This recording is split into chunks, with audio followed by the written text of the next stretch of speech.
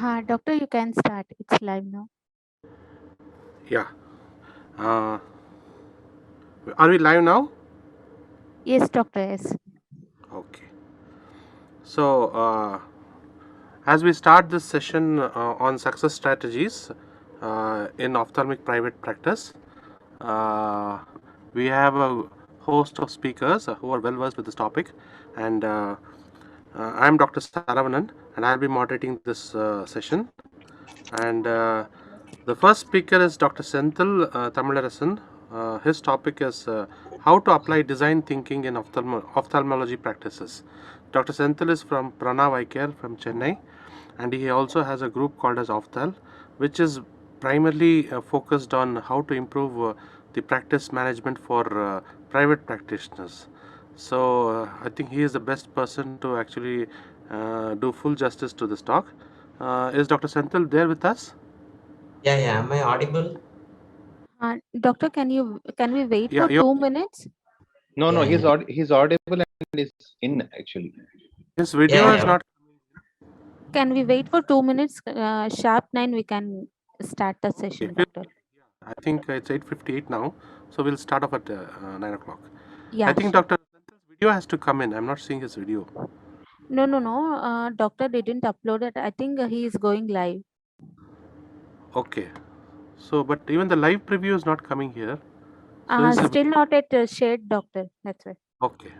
Yeah. But I think my video, can you see me? Yes, sir. I can see you very clearly. Okay. Now Okay. So let me share my screen and we will wait for 2 minutes anyway. Yeah, Doctor, you can start the sharp 9 o'clock. So host has disabled the participant screen sharing. So you have to allow us to share the screen. 1 minute. Yeah, Doctor, it's allowed. Can you check now? Yeah. Yeah. So is my screen visible? Yes, Doctor, it's visible.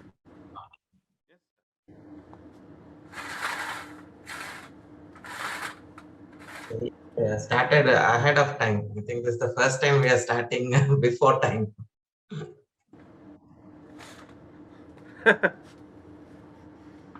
Generally, we have to wait 5-10 minutes.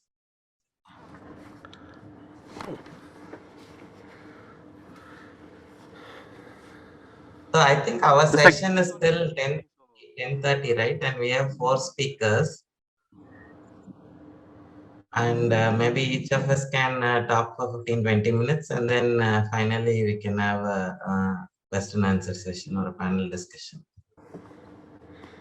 Yes, Doctor. It's till 10:30.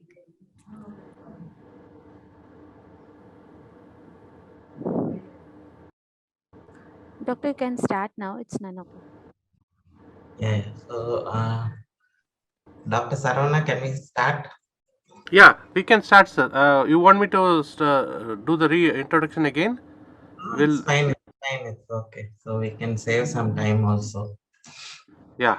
Okay. So, yeah, thank you, Dr. Saravana, for this kind introduction, and welcome all the delegates of CASCON for this interesting session of the development. And thanks, special thanks to Dr. Ilan Kumaran for putting up such a wonderful program. And I hope early morning all of us have gathered, and I'm sure we will do some justice to the session. And a little bit introduction about Ophthal. Ophthal is a practice development organization for ophthalmologists, and we have almost 2,700 plus doctors in private practice in ophthalmology who interact on a day-to-day basis through our various platforms. So coming to the topic, so I wanted to discuss something different. Basically, I didn't want to bore all of you with the same kind of session every time. and understood about how can we apply the concepts of design thinking in ophthalmology. Before that, I think I'll also give you an introduction about the session. So basically, today our session is going to be for 1.5 hours, and we have 4 speakers, including myself. I'll be talking on design thinking in ophthalmology, and Dr. Sridhar Thakur will be talking about the business re-engineering and ophthalmic practices after me. And then we have Mohammed Ilyas. I'm sure doesn't need a lot of introduction. He'll be talking about how to take up the competition, the corporate and the digital competition by becoming more digitally adapted. And we have Dr. Jignesh Daswala, who will talk about his life story. So this is going to be the session. We would like to have it as much interactive as possible, and towards the end of the session or at the end of the every topic, if there are questions, we'd be happy to take up questions. So what is this design thinking? I'm sure all of you have heard about this word design thinking somewhere, or maybe design thinking courses and design thinking workshops. And so it's design thinking about designing something. So definitely design thinking is not about designing a product or designing a but it's more about how do you design your thinking process. So over the next 15 minutes, I will take you into some examples of design thinking process and how we can actually apply this concept of design thinking in our day-to-day practices. So before I start, a little bit disclaimer, there is nothing going to be about direct clinical ophthalmology in my presentation, or I'm sure over this 1.5 hours. But the concepts which we are going to discuss shall help you apply to design your thinking. As I said before, how do you design the thinking process so that we can get into solutions for the common problems which we have.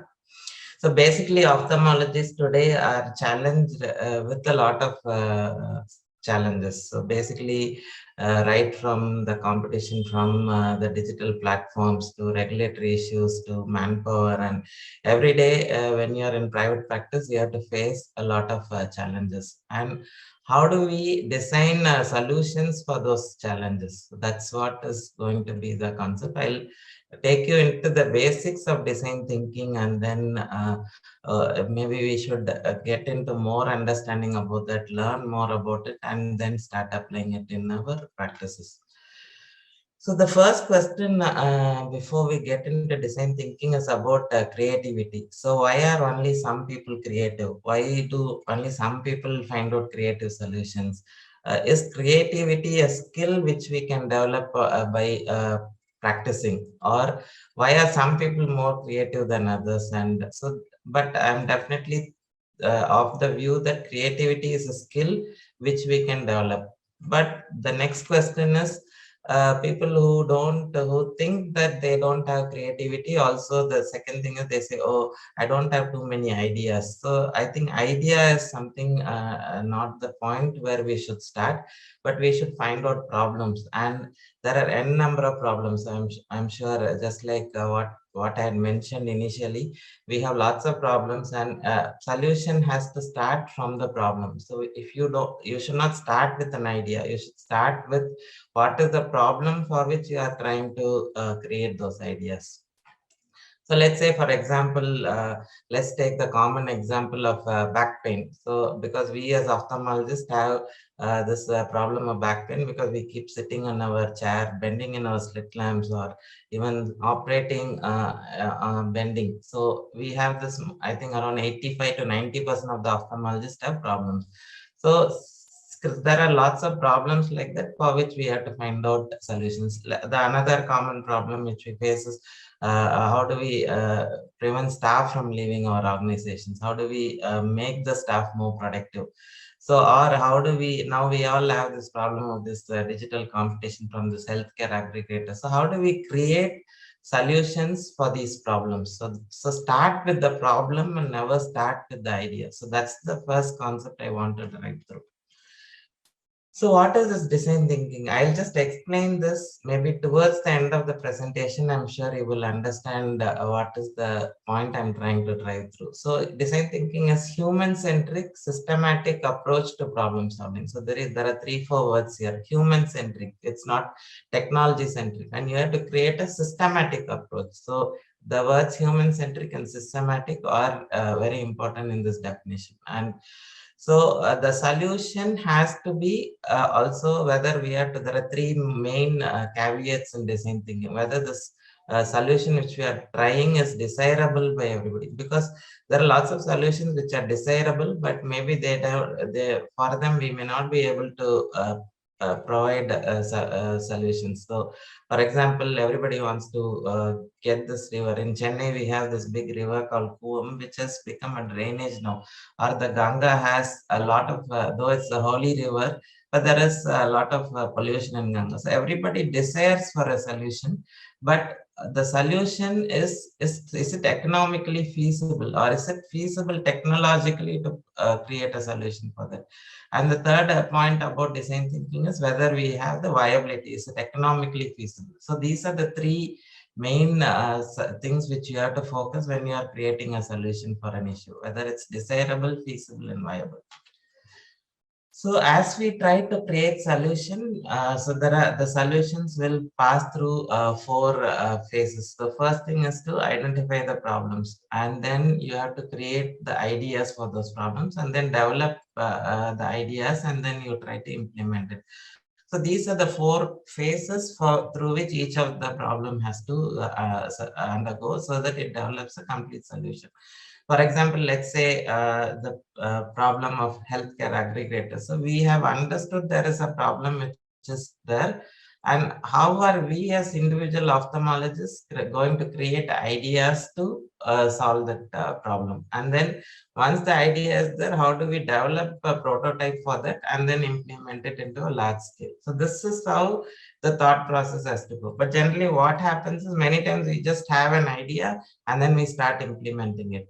But whether the problem is existing and then this idea is suitable for the problem, and there is a backing for the idea, and whether the idea has a prototype which is proven, and then we develop and implement the solution. So so this is an interesting company because Karnataka Ophthalmic Society. So this company called ID Fresh originated from Bangalore. So the common problem which they had identified was that most of the population wanted to have this good idli and dosas, because the South Indians, we are very particular about having good idlis and dosas, but the working population was not able to make a good batter for the dosa. So what this company, and they were forced to buy this batter from local shops. So there was a question of hygienic, whether the batter was hygienic, whether the quality was good. So ID Fresh was started, and then they wanted to offer a hygienic dosa batter to the people, and it became a huge success. So when you have these good problems, then the solutions are going to be easy. So Big Basket is another example. I think Big Basket also originated from Bangalore. Bangalore is the startup capital, and so Big Basket, everybody wanted to get into the hyperlocal grocery delivery market, right from Flipkart. Flipkart started even before Big Basket. But what was focused by Big Basket was on two things. One thing was availability of all the groceries, because you want to have everything at one place, right from fresh vegetables to meat, which was not available in other companies. And the other problem which the other portals had was, one thing, they were delivering on their own times, but Big Basket gave us the convenience to select the delivery time. So the problem has to be identifying a solution which also caters to the need of the customer. So the next question, so we started with, let's not start with ideas, start with problems. And how do you identify the problem? So if you have to identify the problem, there are 3 things. One thing is you need to have a good listening skill. Let's say, why are your staff leaving the organization? So you have to listen to them before they leave. You have to listen to the other staff. You have to listen with intent. And then you observe the second concept you have to developed is to observe. You have to observe with the purpose. They say observation with purpose is very important. So observe. So Germans and Japanese are very good observers because the Japanese language itself has 30,000 different alphabets. So to memorize them takes a huge difficulty. So the observation skill is very important to identify the problem. And third thing is empathy. So there is a subtle difference between empathy and sympathy. So what is sympathy and what is empathy? So sympathy is when you are, let's say you see a beggar or you see a blind man, so you sympathize with them and then you try to create a solution for his problem. But empathy is solving the problem along with the customer. So if you have empathy towards your staff, I'm sure you will identify a solution for the problem rather than sympathizing with the staff.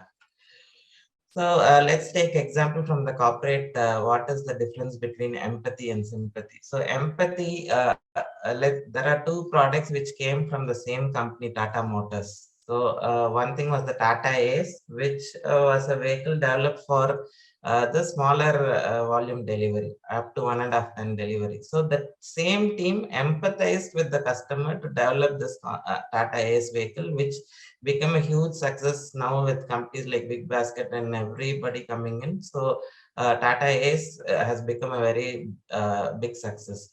But say Tata Nano was so Tata Ace was developed out of empathy, but Tata Nano was developed out of sympathy because Ratan Tata, when he was going in his car, he saw this family of 4 people driving a motorbike and then they were going in the rain. So he developed a sympathy towards them. But what he didn't understand was whether the customer had the capacity to buy petrol, whether they had parking space.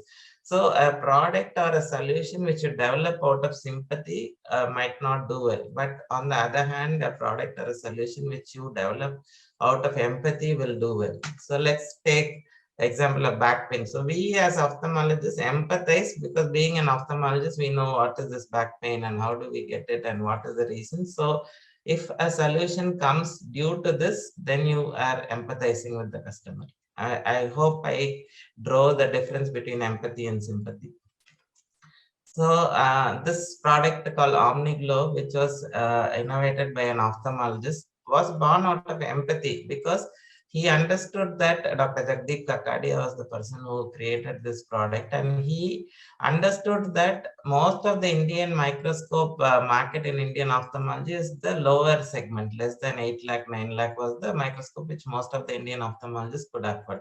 But these microscopes has the disadvantage where the red glow was not prominent, where the lighting was not adequate. So a product which is born out of empathy, just like the OmniGlow, has become a huge success. So how do you identify the problem? So you have to create, because the customer doesn't, or your employee or the ophthalmologist to whom you are trying to develop a solution for the back pain doesn't articulate his full problem. So basically he will say, I just have back pain. But if you create a map of the customer, if you create a map where you understand the customer journey, like how many hours he is sitting, what kind of bending he is doing during the surgery, and how is the neck bending. So you create this customer journey map, which will help you find solution for the problem. You can also have the system of employ the AEIOU framework, basically to identify the problems also. Please go online and check about this AEIOU framework, because I'm sure we don't have the time to elaborate it. But application of a customer journey map or an AEIOU framework will help you identify the solution for the problem, identify the problems also. So now you understood that from start with problems, not with ideas. And then once you then have the problem identified, then the ideas are going to be easy to acquire. So let's say the problem of back pain. So now what are the ideas to create the solution. So ideas are there for everybody has a lot of ideas. Ideation can also be outsourced. So we can even get the idea from somebody and implement it. Not most of the businesses are out of their own ideas. So, but once you have the idea, how do you go about selecting or identifying the correct solution? Let's say you have identified why the staff are leaving, and then you have an idea. Maybe let's say your idea is to improve their salaries, or your idea is to give them more recognition in the organization, or create training programs, or whatever it is. So once you have the idea, then you can go about executing it on two ways. One is based on your intuition. I think once you feel that, oh, I think it will work, but the intuition doesn't always help you because it's not backed by data. Intuition is always what you go by the gut feeling. But experimentation is you create prototypes. You create prototypes. Let's say for the back pain, you've designed a chair solution, and you create 4 or 5 different prototypes, get it into the market, and then see, or employ it in your organization, and then see which of the ideas working. So don't go by intuition, but go by experimentation. And you can also employ, so basically when we are identifying these ideas, what we have is something called as a cognitive fixation, because basically our mind is focused on thinking that one particular problem, you can only identify solution in one particular way. But there are n number of ways to identify a solution to a problem. But let's say there are also solutions which are existing, but you can employ this systematic inventive thinking to actually find out the solution for the problem. So basically, let's say you can subtract something from a solution which is already existing. Let's take the example of fat-free milk, because milk is there, but you subtract the fat from the milk, so you create a better quality or a differentiated product or a differentiated solution. Or you can add something fortified, like iodine, salt fortified with iodine, or the flour fortified with multivitamins. So you can add something or multiply also something to a existing solution to create that solution which you are thinking about. Most important is task unification. Is basically you have a solution, you just use the same solution with an additional capacity. Let's take the example of Uber. What they did was they just employed task unification. A person with a car who is a private person who is using the car only for 2 hours a day. So they thought remaining hours, why can't we convert them into a taxi driver using an app? Or an Airbnb where a person had a spare room in his house. So why can't we unify the task and make him an innkeeper also, make him a person who can rent rooms for a time being. So you can have those existing solutions and then create an additional task for that existing solution to find out the correct idea for your implementation. So I told about prototyping. Prototyping is very important. Once you identify the solution for your problem, so let's say staff leaving, and then you have identified that implementing a training program is something interesting to prevent the staff from leaving, or you have this back pain problem for ophthalmologists, and you identified a solution, you have identified a chair. So you create the prototype and then test the prototype. And once you are convinced that the prototype is working, then you go ahead and start implementing it. For example, Google Glass, the prototypes need not be well developed at the first instance itself. That's what this picture is trying to say. Because Google Glass, when they started, it was not what you see today. So it was just a very simple pencil drawing prototype where they thought adding a weight in the glass, because the Google Glass was supposed to be a little heavier than regular glass. How does the patient react? And then when somebody is being directed, how do they react? So you create that prototype. And then once you are convinced with the prototype, and once you're convinced that the prototype is working, you develop the idea further.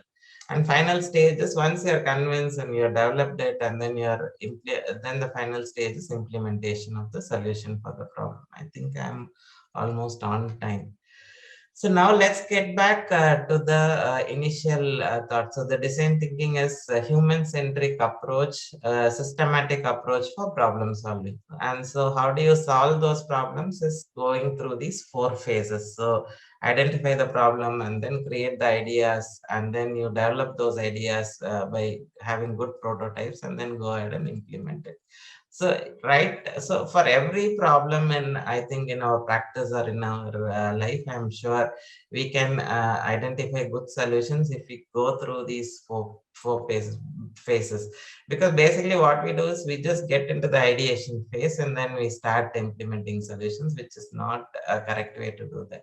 I'm sure, basically we don't understand the problem scenario and we try to develop solutions for that. And other thing is, once you have the idea also, you don't have good prototypes, you don't have good backing for implementing that idea. So then once you follow through all these 4 phases, I'm sure the solutions which we can develop are going to be really good.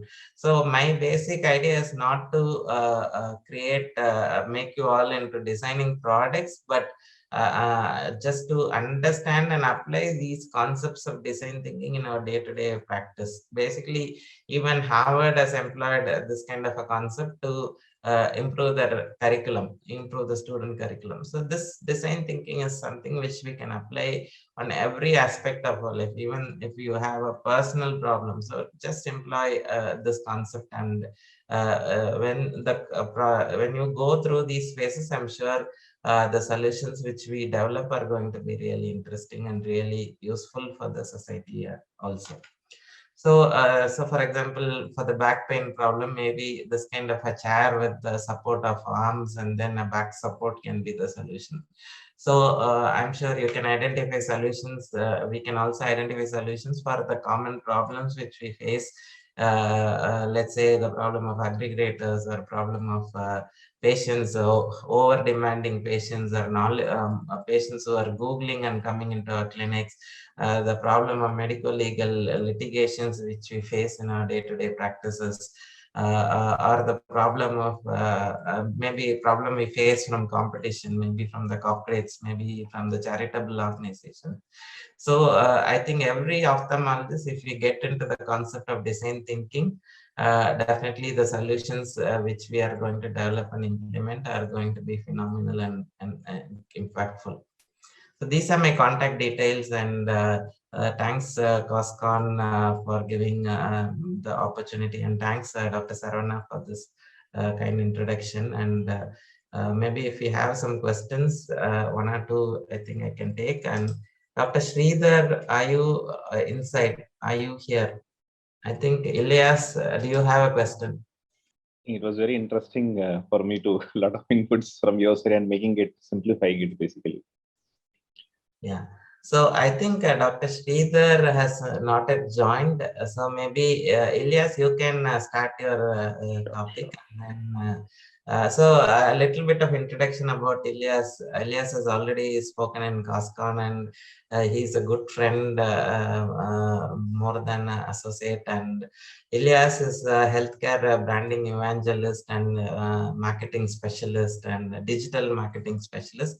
He runs a company called BCC Healthcare Consulting and Marketing, which works with a lot of hospitals. And I asked Ilyas to address this most important topic of because in my talk also you would have listened to this problem of digital aggregators. And so why are these aggregators coming in, and what is the kind of problem which we are going to face, and how do we develop ourselves, what are the lacunae which these people are tapping in, and how do we equip ourselves to fight this digital war. So Ilyas, over to you, and take over and please do the presentation. Thank you. Thank you very much, sir. Am I clearly audible to all of you? Yeah, you are audible. Yeah. Very much. Please. Thank you. Thank you very much. Yeah. So I would first of all like to thank Coscon for this opportunity, and to Dr. Sendil for having invited me to Coscon again, and Dr. Elan, special thanks to you, sir. So let me get started. Dr. Saravana, thank you for the intro initially, for the setting the tone of the this particular part of the meeting. So I'm going to speak more about dominate your presence with social media in the age of corporates or in the age of aggregators and things like that. So as an individual practice that you have, a hospital or a clinic that you have, and there's a big corporate out there, who's bombarding in the online space, and your presence itself is actually defined by their portals, and that's how people perceive you. They know more about you through their portals, and that's all because of we are not taking an initiative to reach out to people through our own ways and means, which are very much possible today, and for that we don't have to literally pay a lot of money, and it is all about some personal efforts that we have to put in. We need to have a clear-cut structure and plan. That's what I'm going to do today, and this is the book that I've written on the subject. Those of you who are interested to know more about this subject, about ethical hospital branding and marketing, there are very clear-cut frameworks available for you to look into and get ideas from. And this specific presentation I have designed based on certain inputs from Dr. Sendil, which are very much relevant for today. So I'm going to give you a solution for this, and it is going to be an action-packed presentation with a lot of ideas, plan, and action.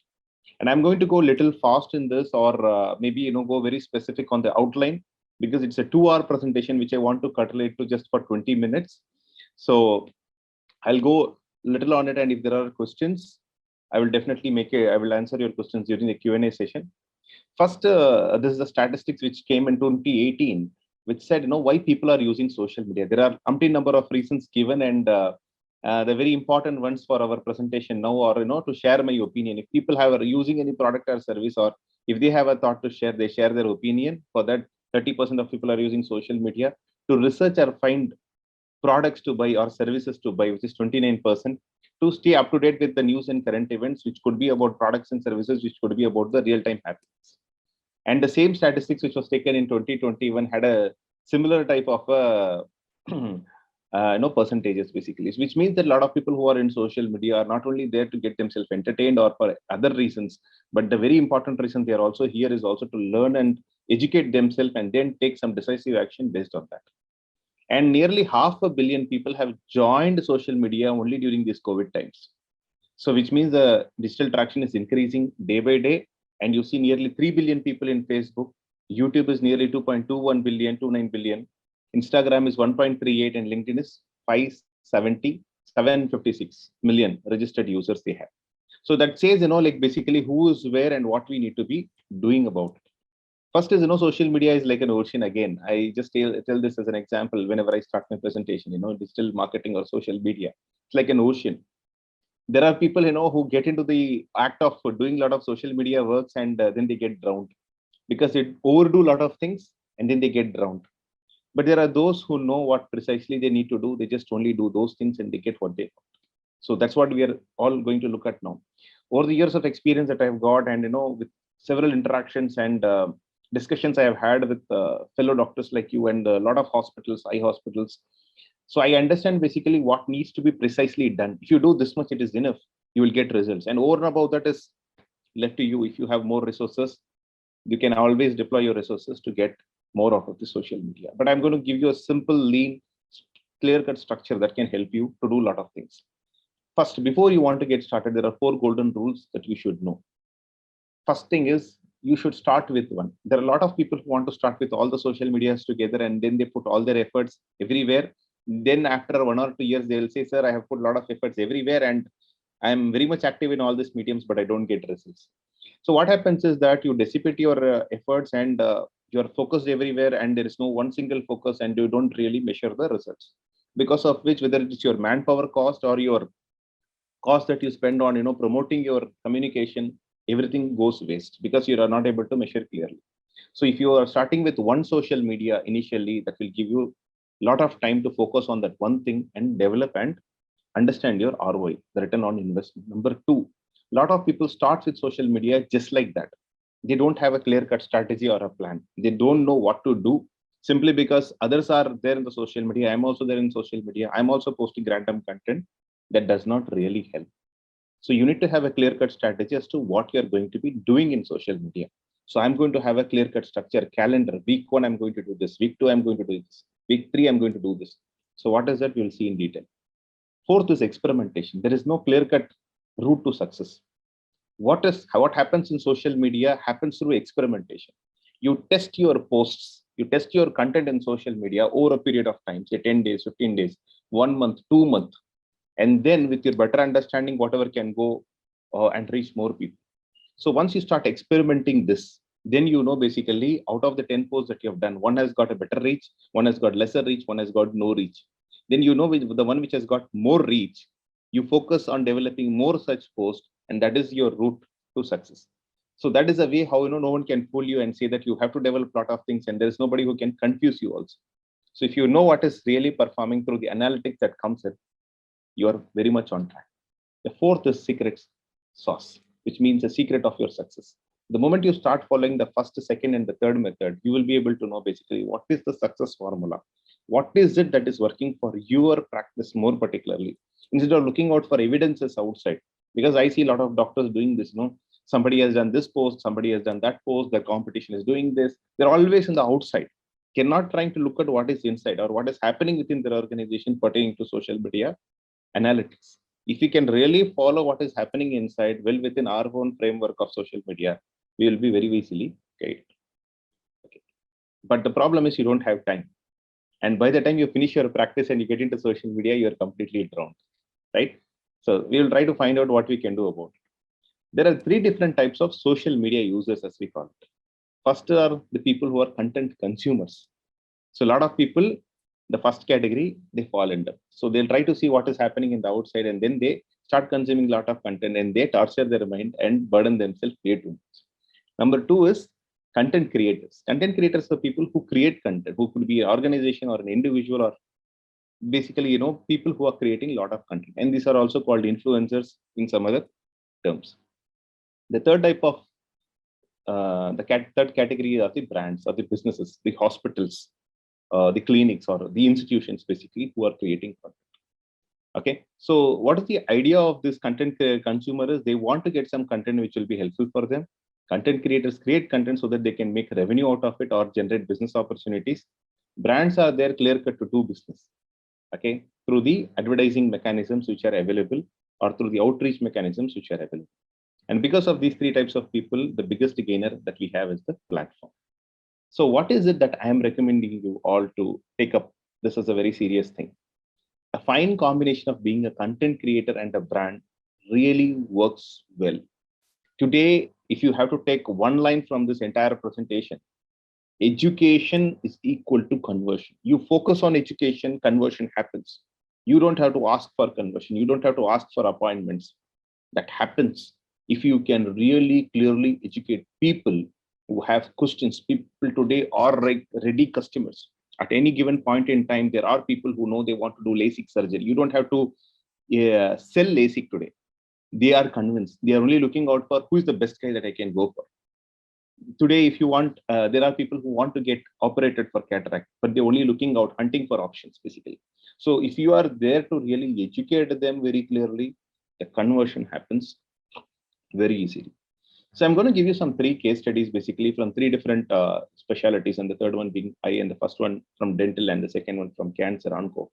So this is the example of opal dentistry. Okay, the example that I'm going to give you is to just make sure that I break the myths, basically, which you may have in your mind pertaining to whatever we are talking about. Social media, again, is not about you take a camera and you just move around and you keep creating content and you keep posting the video.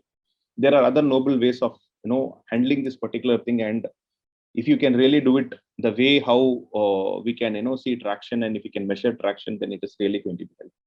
The first case study is opal dentistry, wherein it's a very small practice that this doctor started with one clinic in a place in Chennai, and now they are into multiple different locations.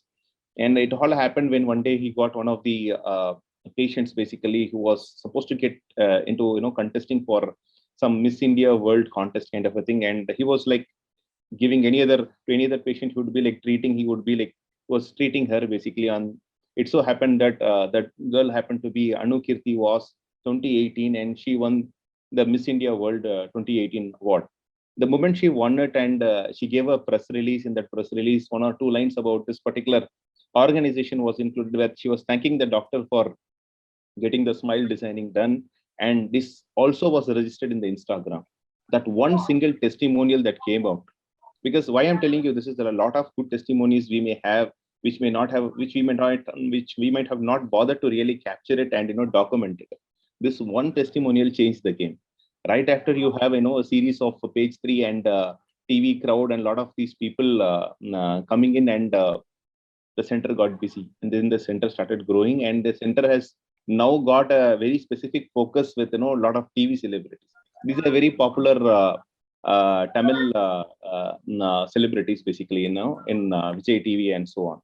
And so that's one part of it. One clear-cut success testimonial documented from an influencer, when that goes out in the social media, then really helps you in spreading the word. I think there is a disturbance somewhere. There is something is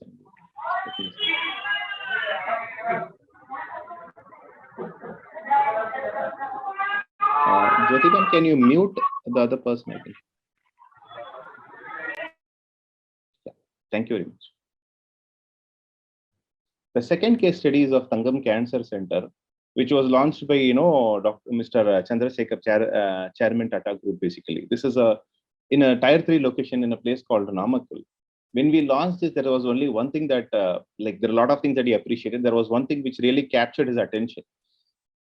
This is a video which we created. Why I'm telling you is again, social media is not about, okay, it is a series of things that you may have to do, but there are few things, 1 or 2 things that can change the game. Like how I told you about the testimonial from an influencer that changed the game. There's another thing which changed the game here, which is about a video which spoke about the various different questions that people may have in their mind when it comes to cancer. And people are not asking these questions openly, unless and otherwise one of their close relative is met with cancer. So what happens in such a scenario is that people are completely ignorant about so many things, so many aspects of cancer. When this video was created, some 17 to 20 different questions were taken, and all that was answered by the experts on the other side, all happening in a very fast forward way. And the video was titled Anchi Nimisham Podam, which means 5 minutes is enough for you to know everything about cancer.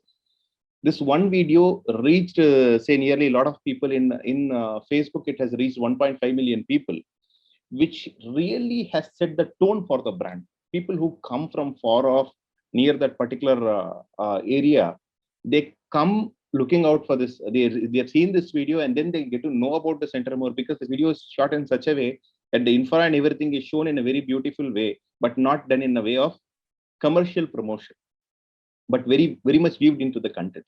So even there can be like one video content that you can promote that can set the tone for the brand and that can build the brand. It's a very new brand, launched very recently. That's so I want to give you that reference.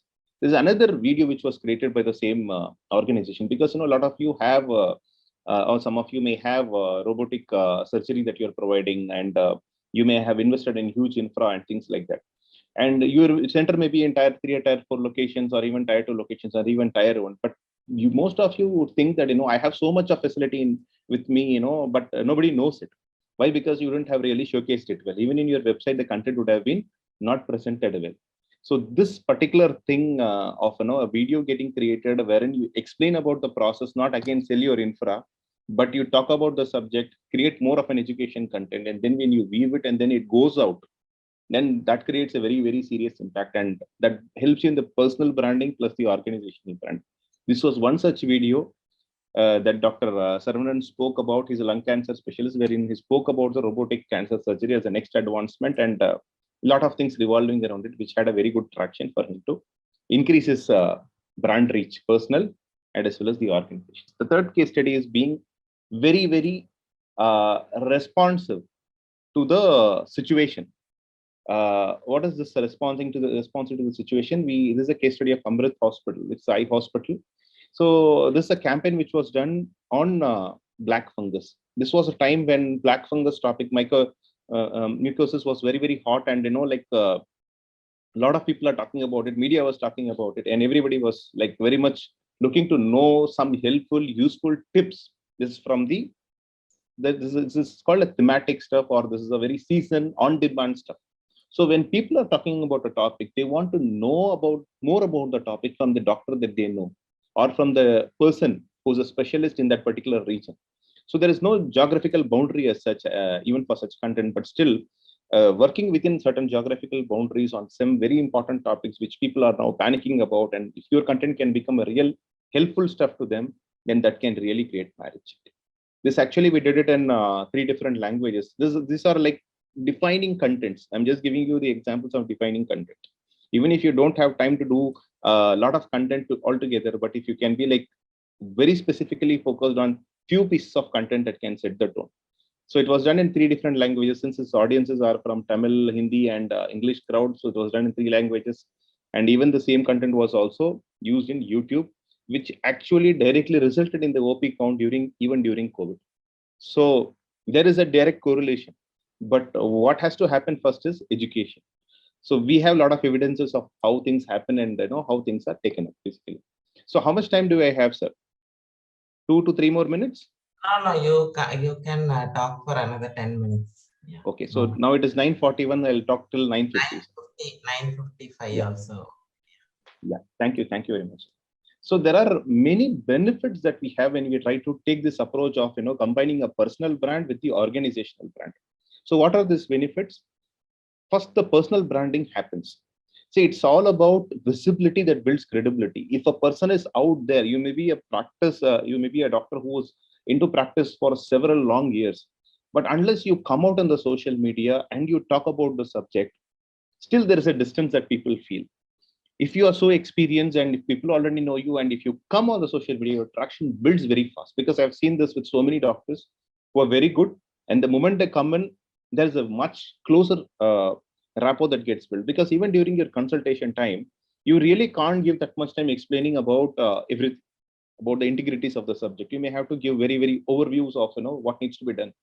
But this video gives you the opportunity to talk about, say, even cataract for 20 minutes or 30 minutes, or even 5 to 10 minutes, which can be much more elaborate, which is not generally possible during your consultation time.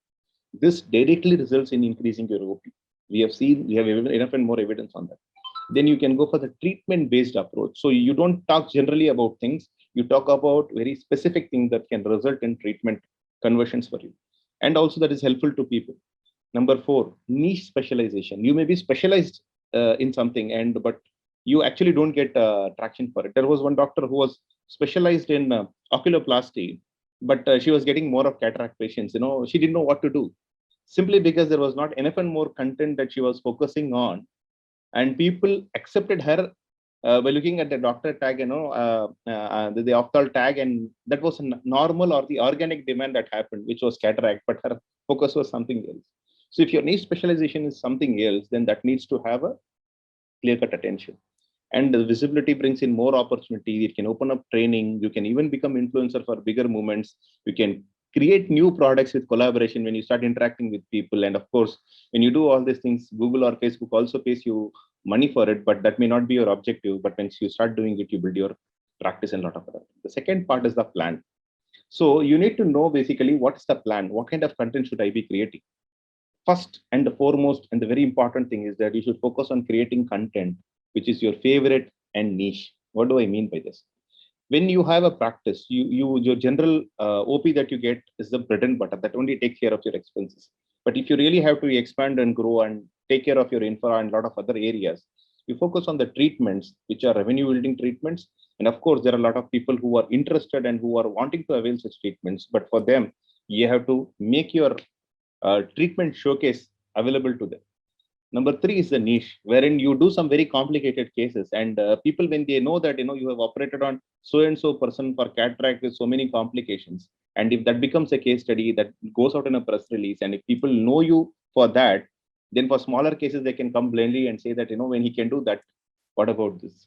So your promotion has to be focused, or your outreach mechanism has to be focused more on favorite and niche. So your content has to be revolving around it. That's what I was trying to tell you. Number 2, use the power of regional languages. The more and more regional you get, the more and more better it is for you, because social media regional is the real power. Tamil or Marathi, if you are in Maharashtra, or Bengali, wherever, whatever is your regional tongue, please use it. Be a cost-based marketer.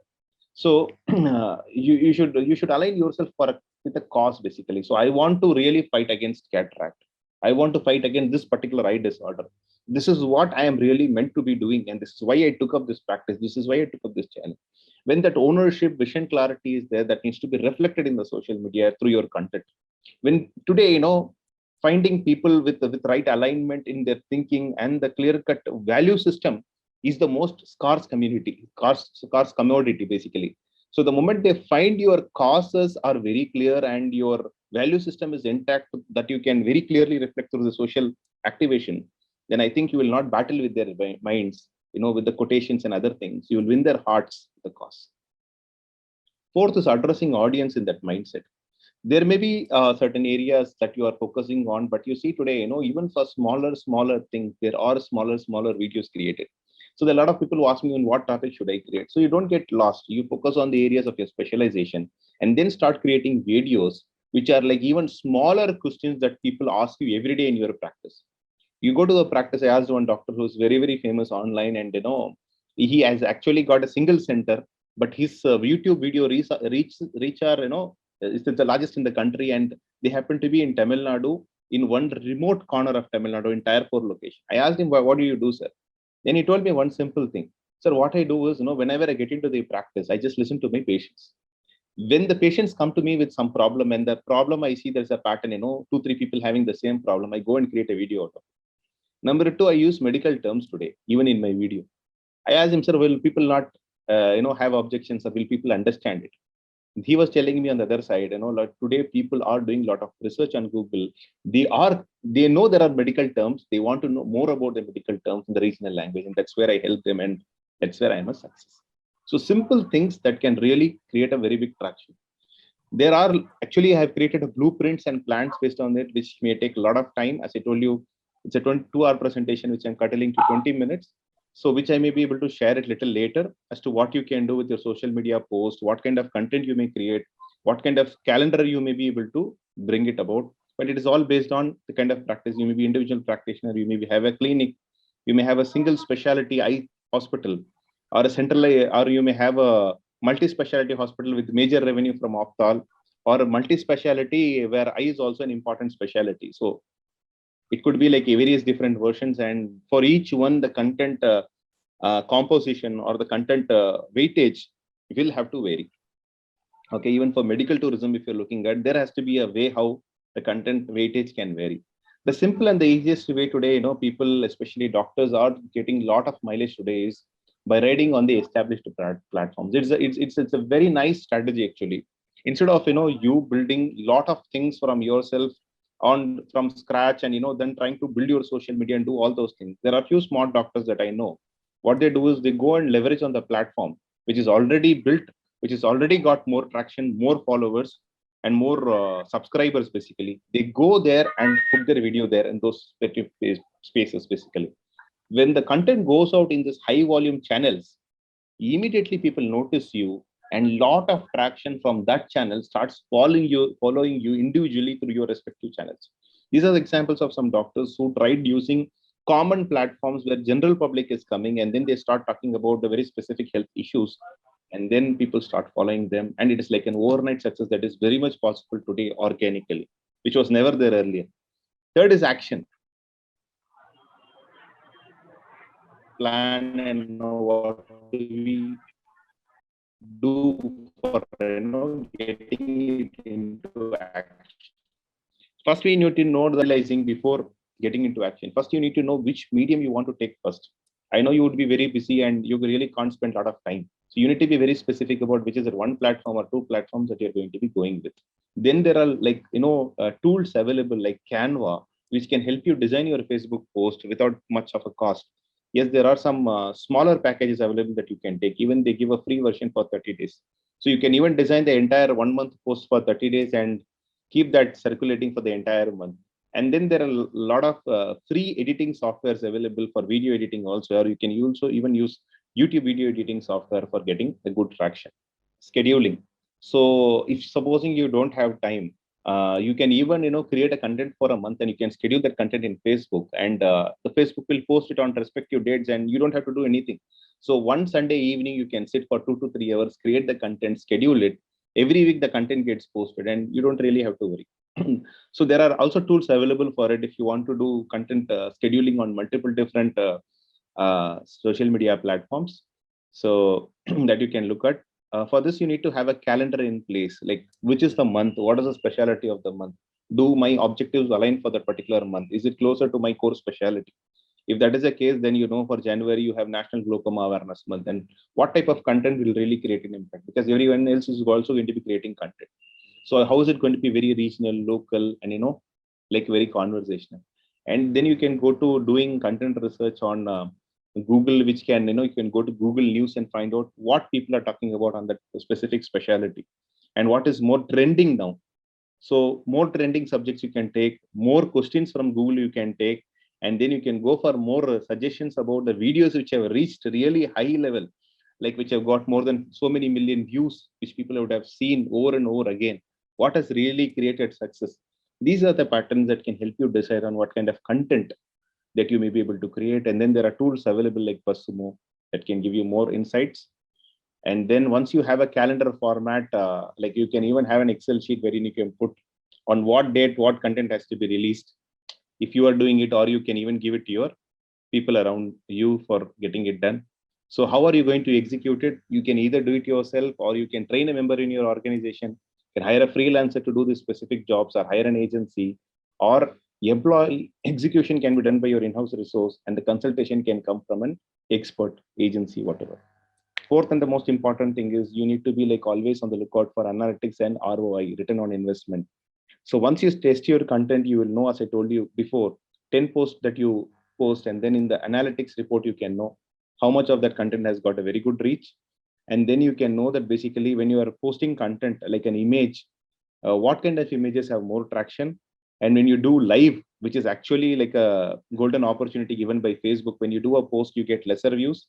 When you do a live Facebook live, you get more number of views. Here in this case, so you have 159 kind of a likes that you have, and here you have like 1000, nearly 1000 views, 958 views of the same person when the person is going live. Another person had 10,000 views. So absolutely zero money, but it is all about activity that can give you results. Check the analytics, measure the results. How do you measure the results? Through phone calls, cloud telephony system. You have website inquiry forms, you have a chat bot, you have direct inquiry measurement. Your peak time in your career is limited. Reach more to serve more. Thank you very much. Over to you, sir. Yeah. Thank you, Ilyas. It was quite interesting as usual. Dr. Saravana, do you want to add any comments?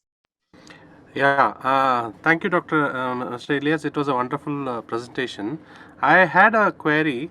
What would be the role of these hashtags in this content-based marketing on social media? Very nice question, sir. So basically, hashtags are like grouping of content, like topic, basically a short version of a topic. Supposing if you talk about ethical marketing for ophthalmology practice, basically, so I create a hashtag based on it.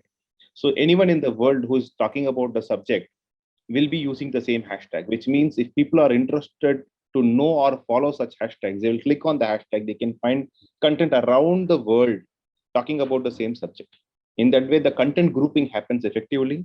Number two, your content becomes very easily reachable before the audience who is actually looking for this kind of a content, who could be anywhere in the world. So this is how it is really helpful, sir. And are hashtags and keywords the same, or are they different? So keyword generally is a term that we use basically when it comes to the search engine optimization with Google. And the hashtag is a version that we use when it comes to social media. Hashtags can be considered as a keyword in a way, but the larger role of a hashtag, as I told you, is about grouping of content, so that if people are interested in specific topics anywhere in the world, they can find a lot of content so that they can align themselves very clearly. And at the same time, today, if you even write a sentence about your organization, even hashtags can also be about your organization. So if you have an organization and you put hashtag Oftal, for example, if that's an organization name, and if people are interested to know more about Oftal, they just type Oftal in Facebook, and anyone who has tagged Oftal with that particular hashtag, you will be able to find their content basically. So it can also be for organizations that can be effectively used, and even COSCON for that matter. If I just go and type COSCON, so there are a lot of speakers who come here and talk, and if it is all there, and that becomes like a central repository of content for all those who are interested to know more about COSCON.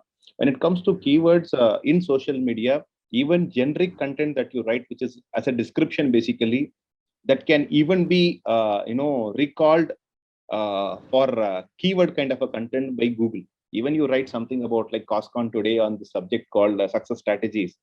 And if somebody is really searching for success strategies for ophthalmologists, basically, then very clearly, if the description is very clear, even that can act as a keyword and our post can come on the top. The other side of the story is about, generally when people talk about keywords, they talk about Google ranking basically. So via social media, you do the Google ranking, and also through your website, you do Google ranking. That happens by adding the right kind of words that you want your audience, would be looking for. For example, people are looking out for cataract surgeon in particular region in Chennai, the best hospital for doing cataract surgery in Chennai, or whatever exactly, which we can get the data from Google itself through Google Keyword Planner. Google will tell us basically what kind of keywords are there, how much search volume is there, and if we can get insights from there and start implementing in our website, that can help us get a better reach. Apart from that, there are other factors. This is just an overview. One more question would be in my own personal experience, I've seen that when I post about jobs on my Facebook page, those posts become viral within a matter of no time. People are taking the photographs of that post and then posting it in WhatsApp job groups. Many job groups are there, and they become viral within a day or two. But if you post about something where the client has to make a payment, something like say LASIK, where he has to pay for the 50,000 or 1 lakh rupees, these posts hardly get any traction. How is it that some posts which is it related to a felt need in the society, the organic viral growth is it related to a felt need in the society, where if you post for example about jobs, becomes viral with no matter of time, while you post sick, you have to emulate to become viral? What you said is absolutely true, sir. Like when it comes to digital, a lot of people start thinking too technical. First, we have to remove that it is the same society. We are the same human beings. Nothing has changed other than, we are trying to converse through this digital media. As simple as that. Like every Wednesday, you get the job opportunity section, which is still a big demand with Hindu. So, of course, yes, there's a felt need in the society that is there. Another thing is that, there is also a felt need in the society for those services that you are offering, but the composition and the volume varies. The person who's actually looking out for your services, maybe somewhere in that particular population that you are there, but he's not getting your content. To just make it simple and straightforward, organic reach is actually dead. There's nothing called organic reach today. It rarely happens. Maybe out of sorry, sir, you wanted to say something? No, just to add on that simplicity, I think one thing is it's very difficult to know which post will go viral. But in ophthalmology, there is one example. Dr. Ashley Moolamuttal, he is an ophthalmologist from Kerala. So he just posted a very simple video of removing a worm from the eye. So basically, I didn't think he thought that it will become viral also. He just found it interesting, and then a small video where a long worm was removed from the eye, which became, I think, millions of views. He never expected it to be viral. So simplicity and which video becomes viral, we don't know. We have to keep trying a lot of videos. Exactly. Maybe one last question is, now there are so many social medias, like see YouTube, Facebook, and now even with the Clubhouse and WhatsApp and everything. So it's very difficult for a organization or a doctor to be present in all the social media. So which according to you is more efficient, or do you think everything is efficient, just select one media and we stick with it? What is your suggestion? Should we be present in all the social medias? Yeah, thanks for the nice question. And I tried adding this in our presentation also. So first, I would recommend, like, when you don't really find that much time, you should go with only one that you are comfortable with, because we have success stories of doctors really making it big with Facebook, or with only YouTube, or even just with the Twitter, or just with even LinkedIn also. So medium is not a constraint. Because of a medium, you are not going to miss out on your audience. So medium is your choice. You can actually pick up the medium of your choice. But if you are from tier 3 or tier 4 locations, and if you want to reach more audience, the suggestion and advice is basically go with Facebook and YouTube more particularly. and more of video content anywhere. Even if you choose any of these four mediums, video plus going with the regional language has a very tremendous effect than anything else. Hope I answered your question, sir. Yeah. Thank you, Elias. I think we'll go on with the next speaker, Yes, sir, Dr. please. Jignesh Kaswala. I think one common thing which should not say in a introduction is he doesn't need introduction. I think that is the worst form of introduction. So Dr. Jignesh Kaswala, but technically doesn't need any introduction at all.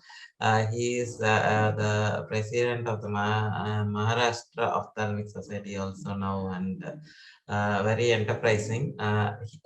He will talk about his life story, about how he started the practice and how he took it to the level which he is in.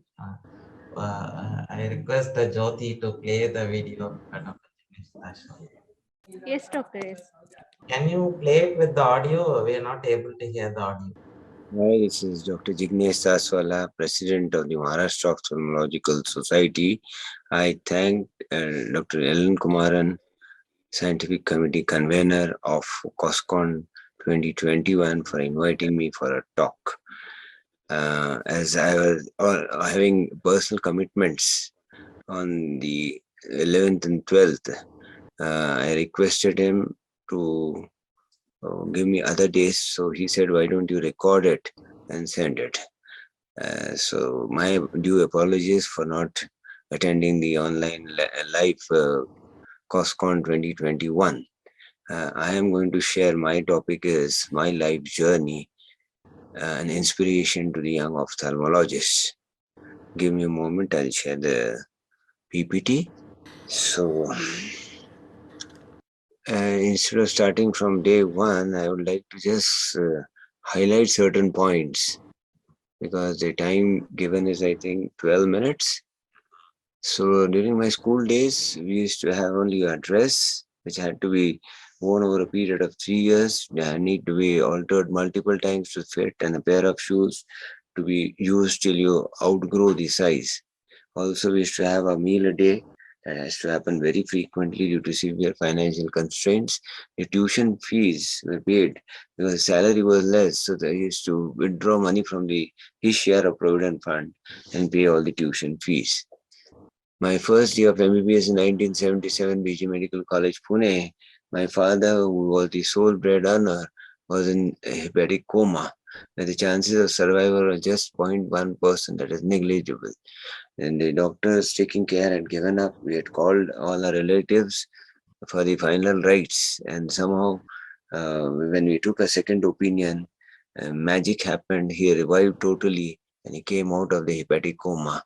So one of the few incidences where a hepatic coma person survived. I passed my MBBS in 1982, got admission after fighting a court case for my MS Ophthalm seat against the University in Pune. In the High Court of Mumbai won, and they had to create a separate seat for me. So again, a struggle there. My entry in Shankar Netralaya. And Dr. Badrinath, the chief of SN in one of the premier eye institute in India, took my interview, and I had passed out from a center where checking a patient on slit lamp was a luxury. There was pyramidal system was in vogue, meaning every 3 months assessment was done and non-performers were supposed to leave. So I passed out through all stages seamlessly. In fact, I was offered a 3-month extra diabetic research fellowship, as chief was very impressed with my work. I'm back home in 1987 after my fellowship. Dad had already retired. There was no source of income and no house to stay. All the load was on me to carry on the bandwagon. With no savings, I had to take a loan. There were no guarantors to sign the bank documents to give me a loan to buy the medical equipment and a scooter. My schoolmate became a savior. He signed, and that is how I got the loan. Also, no money to buy a clinic or a house. Everything was on rent. My first decade of practice, well, and during that times, the consulting charges were just 30. Maybe the seniors charge about 70 or 100. But being a beginner, I started with 300 and was charging just 400 for the cataract surgery. So my overall monthly collection would just cover my expenses. In fact, to meet the expenses, I had to go to the outskirts of Pune every day, 50 to 100 kilometers on scooter, carrying a refraction box and an ophthalmoscope and screening patients at every general practitioner's door. So hardly any saving to build up and buy a clinic and home for my aged parents. On my personal front, facing a lot of family issues immediately after starting my practice. My wife had a psychiatric problem. She was suffering from schizophrenia. There was a lot of turmoil in my family. During this period, we had an abnormal child who had a whole lot of congenital problems and had to undergo 8 surgeries in his first 5 years of life. That included an open heart surgery for atrial septal defect. Simultaneously, I was fighting my family court case, which is the in-laws had falsely implicated me, which ultimately led to divorce.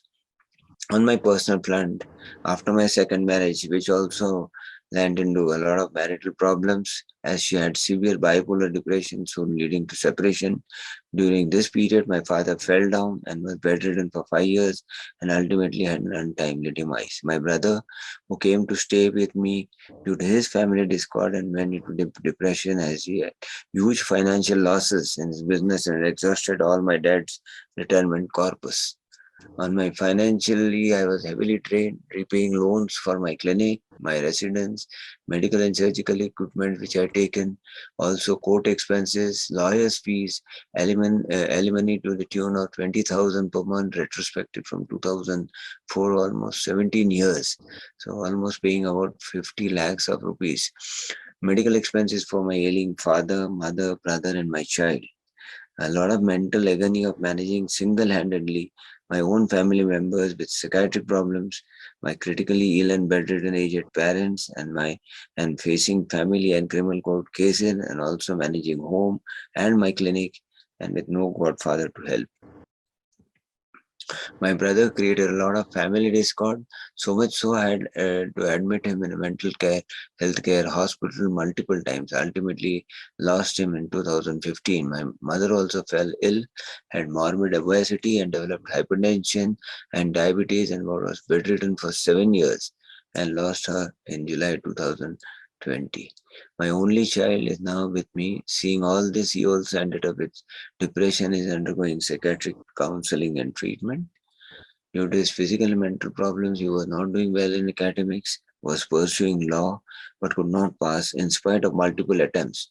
So I made him leave and join optometry. Under my guidance, he passed optometry with flying colors and got a distinction, and now he is with me in my center for further training. On my professional front, in the meantime, after putting 10 years of practice, I had some margin money to take another bank loan to buy my own eye center, surgical equipment, instruments, and for my residents. And to go up the society ladder, became the joint secretary and the president of a local Pune Ophthalmological Society in 2010. Side by side, fighting a court case in a different city, Baroda, 900 kilometers from Pune, visiting their family court every month. Took over as the secretary of the second largest society in India, the Maharashtra Ophthalmological Society India, in 2013. Then I had applied for the vice president in 2014, but had to withdraw, respecting a senior advisor in favor of another candidate. Then fought an election and lost in 2018. Fought another election and won at home ground on the opposition candidate with a reasonable margin. In COVID times, with all these problems, the COVID came, and it was another huge losses in finance also, and a lot of mental agony. And that was, of course, faced by one and all. But instead of repenting the loss of revenue and practice, I started organizing a series of investment webinars for all the ophthalmologists all over India, with a viewership of more than 1,000 plus members for each webinar. So they earn an alternate source of income. Side by side, I also learned a lot of hobbies like palmistry, feng shui, and Vedic astrology.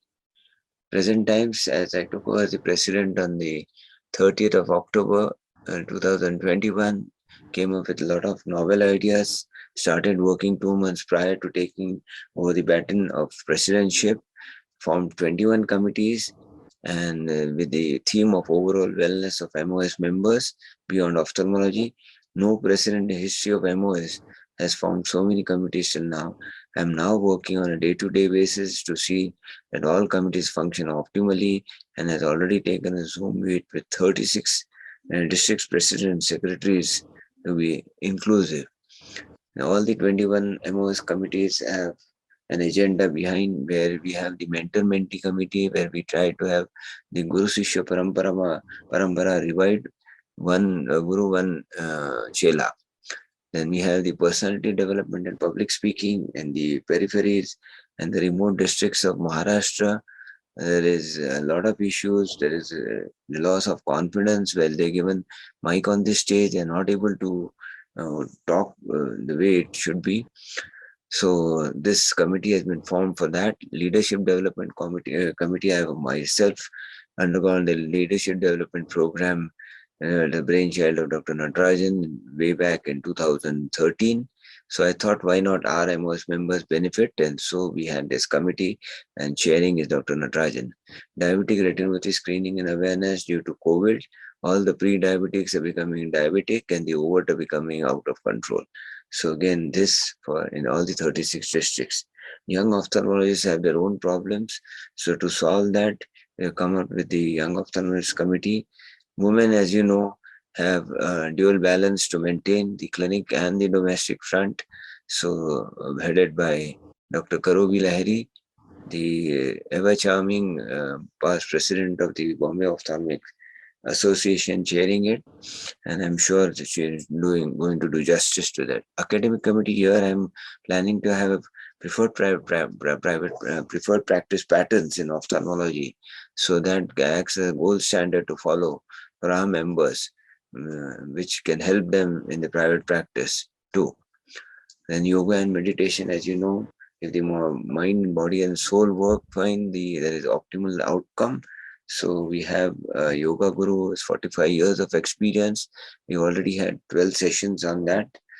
Sports committee, we have about 6 disciplines, 3 outdoors and 3 indoors. And we are planning to have an annual cultural and a sports day somewhere next year, 2022, during Ganpati festival on weekends. We have the grievance committee, where the MOS platform is used by the individual members who have been troubled by vendors,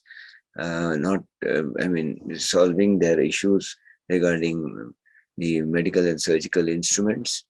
Medical legal committee, we are offering free services to our members, and Dr. A. Deshpande, he himself is a lawyer, come ophthalmologist. He is going to give his services free of charge. Advocacy committee, we have Padma Shri Mahatme sir, who is the MP, sitting member of parliament, to help us solve our issues with the government.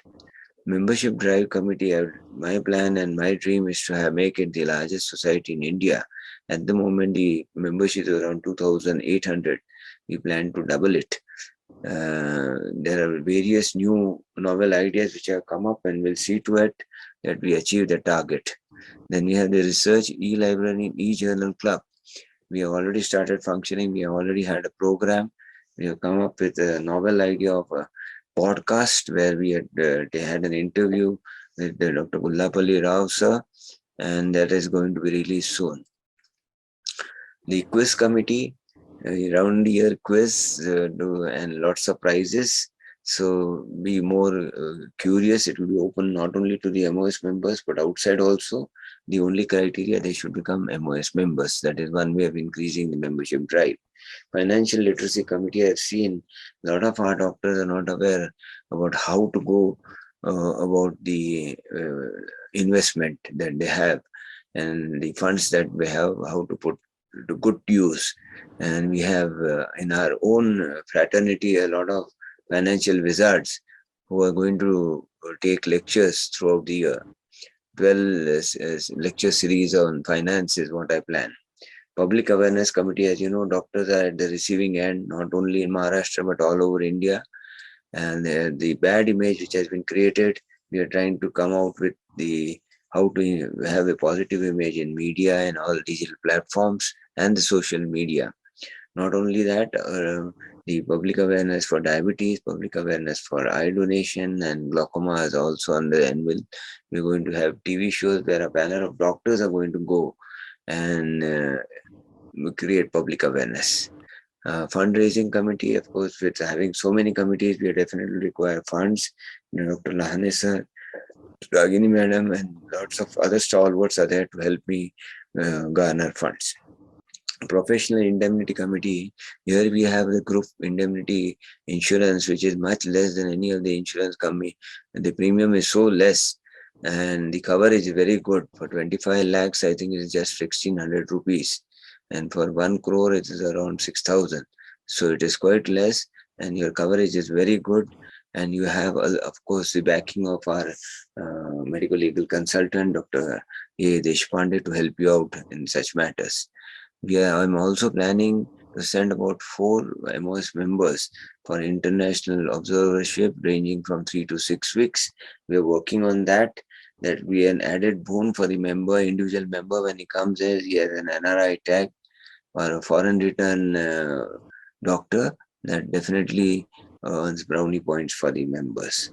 So this is what I have planned for my MOS, Maharashtra Ophthalmological Society, and I'm sure this what I have shared is not to earn brownie points or to get sympathy, but to show the younger generations, in spite of all the odds, you can rise up the professional ladder and balance it out nicely without going yourself into depression. Thank you for a patient hearing, and I'm sure the youngsters are going to take a leaf out of this and take it as a motivation and an inspirational talk. Thank you, COSCON 2021 Organizing Committee, for allowing me to speak on this prestigious podium, and wish you all the best for COSCON 2021. Thank you very much for the patient listening. I Thank think, you, Dr. yeah, That was please a very go good ahead, sir. presentation. I would like to actually record my appreciation for this particular talk because this I think is one of the examples of what Dr. Senthil was telling about design thinking. So whatever problems we face in life, I think if you are oriented towards design thinking and problem solving, you will overcome all difficulties manner in which it is applicable and customized to your own sense of well-being. So I'd like to thank Dr. Jignesh again for this talk, and I'd like to record my appreciation for his entire efforts in this matter. Thank you. Yeah, I think Dr. Senthil, would you to add? Dr. Jignesh is online, so he please unmute him. So he wants to talk. He is muted. If you can unmute Dr. Jignesh Dashwala. I request the host to unmute Dr. Jignesh. Yeah, doctor. I think he can also unmute himself. Yes, yes, yes. Sir, please unmute and talk. Doctor can unmute himself, doctor. Can you unmute him?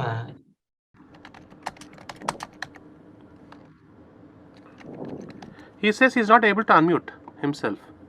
So you have to click his name and unmute.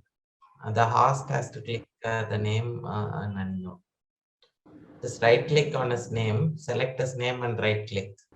Okay, I think before she unmutes Dr. Jignesh, I would also like to appreciate the presentation, because in this era of social media, mostly people always want to show the positive side. Nobody wants to show what are the difficulties or what the negatives we face in life. I should appreciate Dr. Jignesh being transparent and just sharing everything about his life, which is very important. I think as a leader, you also have to be able to have the guts to actually tell about your negatives also, which is something very rare these days. And thanks, Dr. Jignesh, for that. The host, can you please unmute Dr. Jignesh? Can you just right click his name and select unmute? Doctor, get notification to unmute, doctor. Okay. So One of the things that I actually noticed was that his way of design thinking was that when he said that my son could not go through the law, so I had to change him to optometry, in which he passed with flying colors. So I think that kind of solution, problem solving and solution oriented mind, we should all possess, because this ophthalmology and optometry will come. We can also teach our children easily, and if we find that they are not able to make it in a different sphere of life, I think that was a very good solution that he provided for his own son. I'm very happy that you started thinking on the design thinking line now. So we have another 2 minutes. Ilyas, do you want to add something about your views on the design thinking? I hope I didn't confuse everybody. Actually, sir, even your last presentation and this presentation, there is always, takeaway basically based on the problems. Even, for me, even though we say digital marketing and social media is an ocean, people generally look at from the tools perspective. They look at, Facebook features. They don't look at problem solution. The last framework of, 4 phases that you gave was really brilliant, actually. That I think it's that's design thinking is universal, and if it can be implemented very precisely even in the social media, I think I borrowed your concept without knowing because even in my presentation there is this Hello. ideation, plan, and action. So I think Ignesh is it's very much. I think Jignesh, Dr. Jignesh is here. Yeah. Yeah, please the Thank floor you is yours. very much for playing my video in spite of my absence. I sincerely apologize, but my spectrum is going on now, just now. I'm in one of the sessions. So thank you very much, Coscon, for giving me a chance.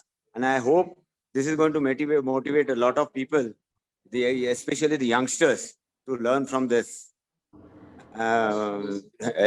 Big thank you to Dr. Ellen Kumaran to approach me for this talk. You can hear this thing, the background Yes, noise of the spectrum going on. Dr. Haldipurkar is speaking just now. So I'm just out of the hall to talk to you people. So yes. nice of you, Dr. Ellen Kumaran. Any questions anybody would like to ask? Sir, Hello. I just like to pass a comment, sir. It was really legendary to hear something like that. Yeah. So it was, Usually people don't really try and yeah.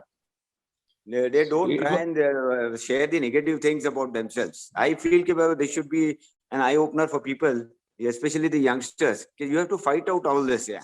Whether it's personal or the professional level, you have to see to it that you come out as a winner. Yes, sir. Because in the social media, what we see is the only the positive side. People posting Yeah. with big cars and people posting from Switzerland. But we don't. Nobody shows the negative side. Everybody also has. I think life is not smooth for So smooth. anybody. Even for the Exactly. president or prime minister, there is a difficulty in the life. So it was very nice of you to be sharing all those things. Thank you, sir. Thank you. That is something which we have to learn from your presentation today. Yeah, we have Thanks a another lot. five. Yeah. So going on back to the design thinking, what the problem which I understood, even I was making that mistake every time. I used to have a good idea, so immediately try to go and execute it. I'll see, so this is good because by intuition we feel that this is good. So see, some doctors put a video of removing the worm from the eye. I will immediately think of, oh, can I do something? Maybe somebody removing an insect from the eye, will it become viral? Because I don't think that idea-based approach, we have to leave that. And we have to focus on problem-based approach. What is the problem which we are trying to solve? Then a lot of things will fall in place. Second Quite right. thing was going by intuition. We think, oh, because we think or we have this ego, we always think, oh, I am thinking so it will work. But it is not that way. Basically, because intuition is not backed with any data or any science. So you have to do that prototyping, experimentation, and then implement it stage by stage. I think for most of the problems, right from personal problems in life to the financial problem to the business execution. I think if those 4 phases are followed, definitely will do a lot of change. I think that concept of thinking fast and slow. So basically, you don't think very fast because thinking fast is intuition, but thinking slow is a scientific based approach. So we have to go think slow to create those solutions and then create prototypes and execute it. So we are almost towards the end of the session. I think we missed one of our Dr. Sridhar Thakur. He was also supposed to present today, but is in Varanasi and he is not able to join because of internet connectivity. But I think the time is also not there. Hopefully, we'll be hearing him tomorrow from the Varanasi Ophthalmic Society conference, where we are also talking. All of us are talking almost on the same topics, but to a different audience tomorrow. And thanks everybody for the support, and thank you Dr. Jignesh, thank you Dr. Mr. Elias, and thanks Dr. Saravana Kodandapani, and special thanks to Dr. Ilan Kumaran and Karnataka Ophthalmic Society for always considering us and giving us the opportunity. Please do reach out if you have any issues. We'll be always happy to help, and in particular regarding your practice. So we will be more than happy to help, because we also learn a lot when we try to execute solutions for your problems in day-to-day practice. Thank you everybody, and we will conclude the session and over to the next session. Thank you, sir. Thank you. Thank you very much, all of you. Yeah.